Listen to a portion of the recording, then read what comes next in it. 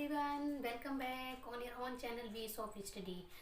How are you? कैसे हैं आप सभी? आई होप सब बहुत अच्छे से होंगे, बहुत बढ़िया से होंगे। तो आज है शिवरात्रि। सबसे पहले आप सभी को शिवरात्रि की बहुत बहुत शुभकामनाएं। आप पर और आपके पूरे परिवार पर भगवान भोलेनाथ की कृपा दृष्टि बनी रहे। आप जो भी चाहते हो आज से आपके वो सब सपने पूरे हों। ओके, तो एक बार बोलते हैं हर हर महादेव और अपने क्लास को शुरू करते हैं। आज की क्लास का टॉपिक है हमारा वॉइस। इसमें हम पढ़ेंगे एक्टिव वॉइस और पैसिव वॉइस। ओके, इससे पहले भी आपने क्लास को पढ़ा होगा किसी न किसी तरीके से वॉइस को।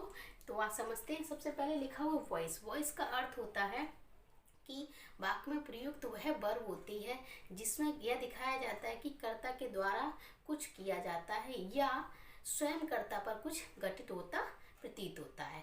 तो ये किस चीज को दिखाता है? वॉइस। और वॉइस कितने प्रकार की होती है? 2 प्रकार की।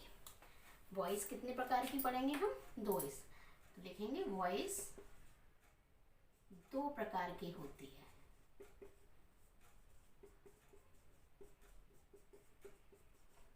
ठीक, फर्स्ट होती है कौन सी? Active voice. और होती next second passive voice. Okay, अब एक्टिव क्या होता है, पैसिव क्या होता है? एक्टिव का अर्थ होता है कि कोई भी काम कर्ता के द्वारा किया हुआ दिखाया जाता है, और पैसिव का अर्थ होता है वही काम का परिणाम दिखाया जाता है पैसिव वॉइस में। ओके, तो हम इसे जैसे एक सेंटेंस से समझ लेते हैं। जैसे मैंने लिखा, ही राइट्स अ लेटर। ये सेंटेंस कैसा हो गया? एक्टिव हो गया। क्या? कि वह एक पत्र लिखता है। जब हम इसी का पैसिव बनाएंगे तो क्या हो जाएगा? A letter is written by him. Okay, ये सेंटेंस कैसा? इसमें लिखा वह एक पत्र लिखता है, उसके द्वारा एक पत्र लिखा जाता है। ठीक है, उसके द्वारा क्या हुआ? एक पत्र लिखा गया है। तो आपने देखा यहाँ इज है और यहाँ क्या लिखा हुआ है? एस का यूज हुआ है। ठीक है, तो इसी चीज को हम समझेंगे ऐसा क्यों है। सबसे पहले समझते हैं, हमने टेंस में पढ़ा था इंडेफिनिट टेंस। क्या है? इंडेफिनिट। प्रेजेंट को ही पढ़ लेते हैं, present indefinite tense. Okay, present indefinite tense की आपको हेल्पिंग वर्ड्स वगैरह पता है क्या? कि किसी भी सेंटेंस में जब अफर्मेटिव होता है तो अगर सब्जेक्ट कैसा सिंगुलर तो हम क्या करते हैं? एस का यूज करते हैं। अदरवाइज अगर नेगेटिव हो जाता है हेल्पिंग वर्ड डू डज का यूज करते हैं। ओके, तो यहीं पर जब हमारा सेंटेंस किस में होगा? इंडेफिनिट में होगा, तब उसका पैसिव रूप क्या बन जाएगा? स्ट्रक्चर के थ्रू समझेंगे। अगर हमारा सेंटेंस लिखा हुआ है इंडेफिनिट में, तो पैसिव बनाने के लिए स्ट्रक्चर क्या बन जाएगा? ठीक, वही समझेंगे। तो सबसे पहले क्या करते हैं, किसी भी सेंटेंस को एक्टिव से पैसिव बनाने के लिए क्या करते हैं हम? जो हमारा ऑब्जेक्ट होता है उसे हम क्या बना देते हैं? सब्जेक्ट बना देते हैं। और जो सब्जेक्ट होता है उसको क्या बना देते हैं हम? ऑब्जेक्ट बना देते हैं। यही इसका फॉर्मूला। और सबसे मेन चीज है इसकी मैन वर्ब। मैन वर्ब यानी कि आपकी मुख्य क्रिया की हमेशा क्या आएगी? थर्ड फॉर्म है। अगर आपका वाक्य पैसिव में है तो सेंटेंस कितना भी छोटा हो बड़ा हो, आपकी हमेशा वर्ब कौन सी यूज होगी? थर्ड फॉर्म होगी। ठीक है, ये ध्यान रखना है। तो आपको क्या करना? New subject. आपका सब्जेक्ट क्या बन जाएगा? मैं इसे न्यू इसलिए लिख रही हूँ क्योंकि आपको अच्छे से समझ में आए। यहाँ पर हमने क्योंकि यहाँ से चेंज किया तो ये दूसरा बन गया, तो इसी न्यू हो गया। उसके बाद जब हम पैसिव बनाते हैं इंडेफिनिट का, तो हम उसमें हेल्पिंग वर्ब इज का यूज कर देते, जैसे हमने लिखा था यहाँ पर। ठीक, अब उसके बाद क्या लिखेंगे हम? ऑब्जेक्ट। क्या लिखेंगे? Man verb. मैन वर्ब क्या है? वर्ब की कौन सी फॉर्म हमें लिखनी है? Third form. ठीक, उसके बाद प्लस बाई और प्लस ऑब्जेक्ट। ओके, ये आपका स्ट्रक्चर बन गया। एक सेंटेंस को और समझ लेते, जैसे मैंने लिखा, यू हेल्प मी। तो इसका पैसिव क्या बनाएंगे? ऑब्जेक्ट है हमारा मी। अब ये मी क्या है? ऑब्जेक्ट। जब इसका सब्जेक्ट रूप आएगा तो क्या हो जाएगा? आई। ठीक है, आपको क्या करना है? आप इधर से इधर कर देना है, ठीक। जैसे मी का क्या हो जाएगा आई। अब आई के अकॉर्डिंग हम यहाँ हेल्पिंग वर्ब क्या यूज करेंगे, एम। अब लिखा हुआ हेल्प मैन वर्ब, हेल्प की थर्ड फॉर्म क्या हो जाएगी, हेल्प्ड। उसके बाद राइट करना हमें वाई और यू। यू का सब्जेक्ट और ऑब्जेक्ट दोनों रूप कौन से होते हैं, यू ही होता है। तो सेंटेंस क्या बनेगा, I am help by you. Okay, एक और सेंटेंस समझ लेते हैं। जैसे लिखा मैंने, सी रीड्स अ बुक। ओके, अब सब्जेक्ट सी है, ऑब्जेक्ट आपका ए बुक है। पैसिव बनाना है तो क्या करना है आपको, सब्जेक्ट का ऑब्जेक्ट, ऑब्जेक्ट का सब्जेक्ट में चेंज कर देना है। तो ऑब्जेक्ट उठा के लेके आते हैं, आफ्टर वर्ब जो शब्द लिखे होते हैं उन्हीं को हम उठाकर आगे लिख लेते हैं। क्या लिखेंगे, ए बुक, और सिंगल है तो हम लिखेंगे इज। उसके बाद हमें मैन वर्ब चाहिए रीड, और रीड की थर्ड फॉर्म भी क्या होती है, रीड। बाई और सी का ऑब्जेक्ट रूप क्या हो जाता है, हर। ओके, समझ आया कि आपको पैसिव बनाने के लिए सब्जेक्ट्स का ऑब्जेक्ट बना देना है और ऑब्जेक्ट का सब्जेक्ट बना देना है। इतना नोट करते हैं, फिर आगे बढ़ते हैं।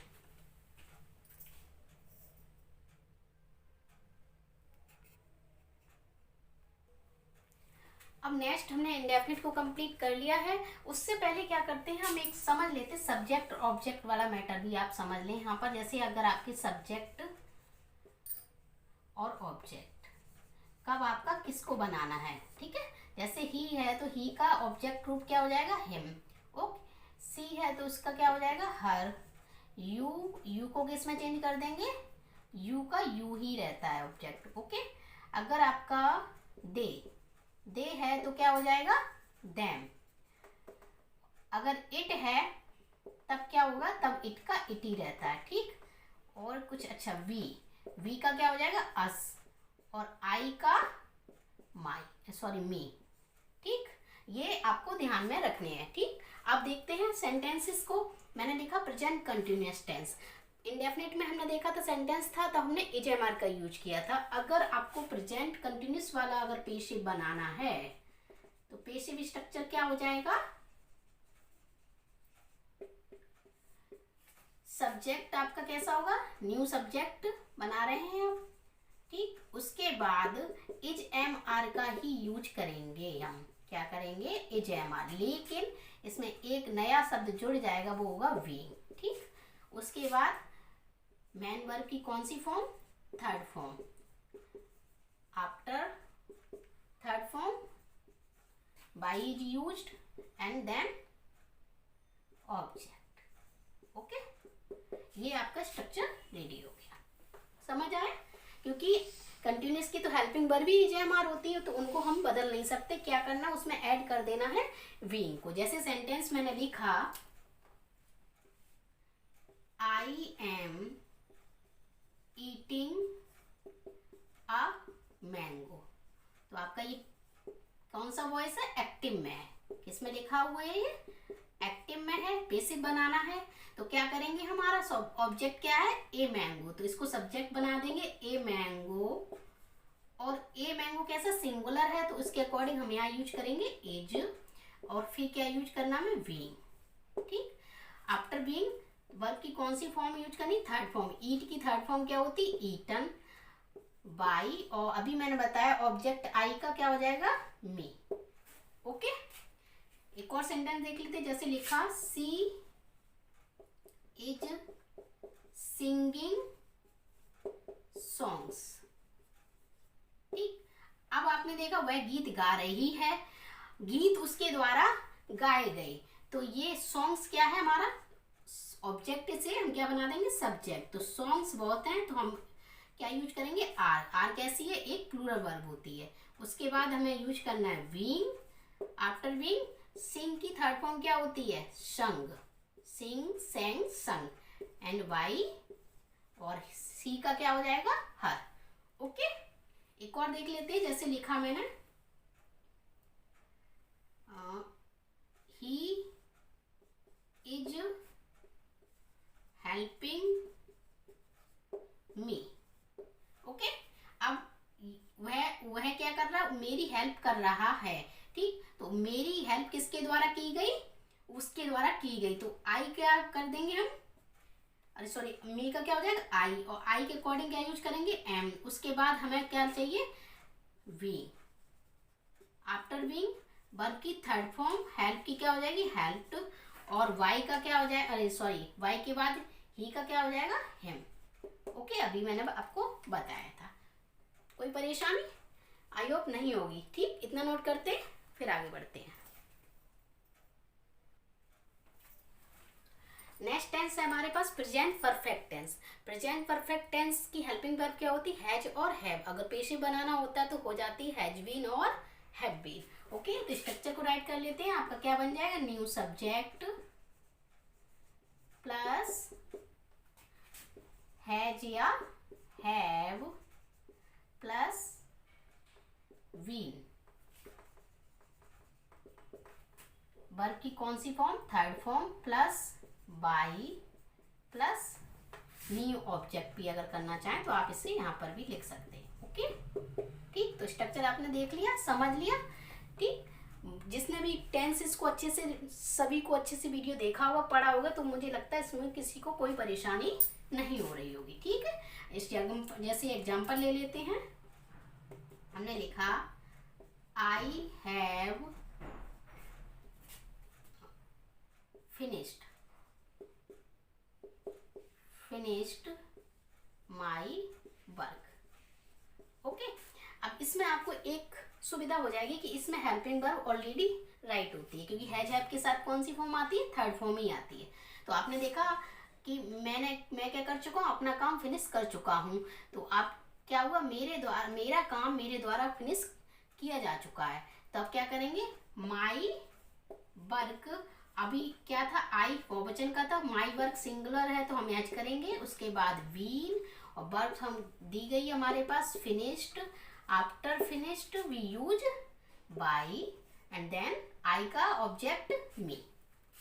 ठीक है, नेक्स्ट सेंटेंस देख लेते हैं। जैसे मैंने लिखा सी हैज डिस्टर्ब मी। ओके, तो क्या हो जाएगा मी का क्या आई और हाई को साथ क्या यूज करेंगे हम हैव बीन, और थर्ड फॉर्म आपके पास ऑलरेडी है डिस्टर्ब वाई सी का हर। ओके, नेक्स्ट सेंटेंस देख लेते हैं। जैसे एक और लिखा मैंने you have eaten the food, तुम खाना खा चुके हो। ठीक, तो द फूड खाना किसके द्वारा खाया जा चुका है तुम्हारे द्वारा। तो लिखेंगे the food have been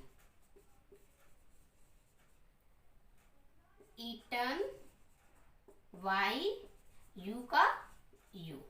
okay, I hope इतना आपने अच्छे से समझ लिया। जल्दी से नोट करते हैं फिर आगे बढ़ते हैं। नेक्स्ट टेंस है हमारे पास present perfect continuous tense. Commonly इसे क्या होता है माना जाता है कि इसकी पेसिव वॉइस नहीं बनती है, इसे अनकॉमन माना जाता है इंग्लिश में। ओके, कि प्रेजेंट परफेक्ट कंटिन्यूअस टेंस की कोई पेशिव नहीं बनती है।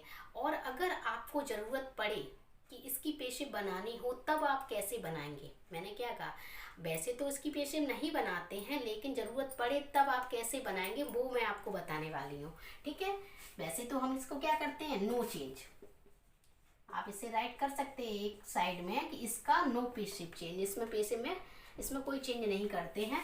लेकिन अगर आपको पेशिव बनाना भी पड़े, जरूरत पड़े, तब आप कैसे बनाएंगे, तब क्या स्ट्रक्चर बन जाता है। तो आपका वही स्ट्रक्चर जैसे सब्जेक्ट प्लस इसकी हेल्पिंग वर्ब आपको पता है हैज बीन और हैव बीन क्या होती है, हैज बीन है और हैव बीन।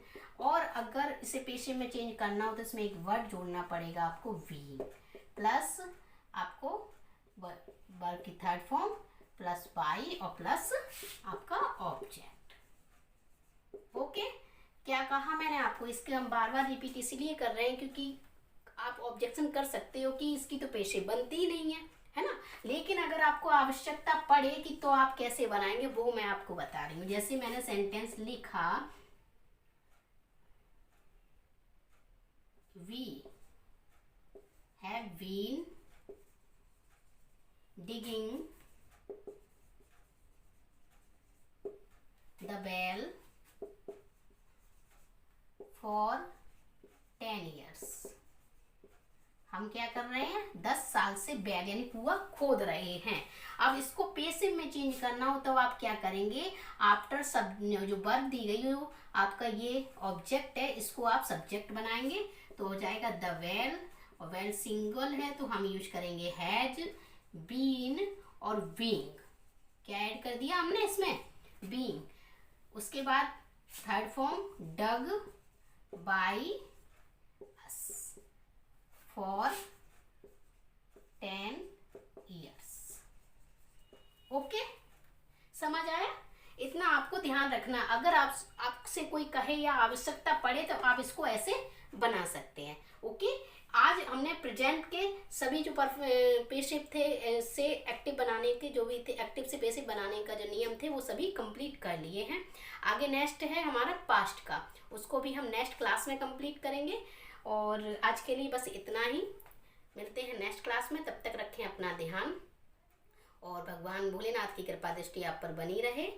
और अगर वीडियो अच्छा लगा तो please like share comment and subscribe. Bye bye, take care.